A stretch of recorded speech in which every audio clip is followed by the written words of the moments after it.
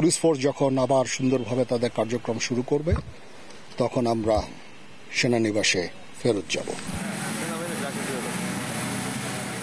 দেশের অরাজক পরিস্থিতিতে শুরু থেকেই মাঠে কাজ করছে সেনাবাহিনী। গত কয়েকদিনে পুলিশের অনুপস্থিতিতে থানাগুলোর নিরাপত্তায়ও কাজ করেছেন তারা।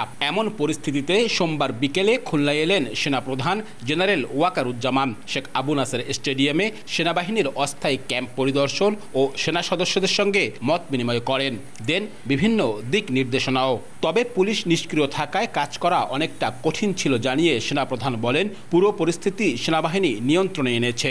দেশের আইন শৃঙ্খলা পরিস্থিতিও স্বাভাবিক হয়ে আসছে। এরই মধ্যে দেশের 90% থানায় কার্যক্রম শুরু হয়েছে। পুলিশ পুরোপুরি কাজ শুরু করলে সেনাবাহিনী সেনানিবাসে ফেরত যাবে বলেও জানান সেনাপ্রধান।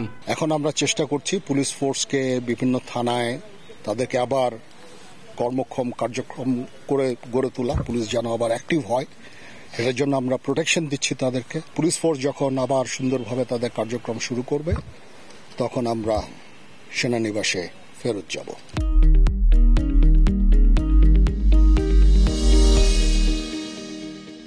সংখ্যালঘুদের উপর হামলা ইস্যুতে সেনাপ্রধান জানান, 20টি জেলায় 30টি মাইনরিটি রিলেটেড অপরাধ সংঘটিত হয়েছে, যার অধিকাংশই রাজনৈতিক। এ সময় রাজনৈতিক দলগুলোকে ধ্বংসাত্মক কার্যক্রম থেকে বিরত থাকার আহ্বান জানান সেনাপ্রধান। মোস্টলি হচ্ছে যে পলিটিক্যাল রাইভালরি, এটা এই কারণে এগুলো হয়েছে।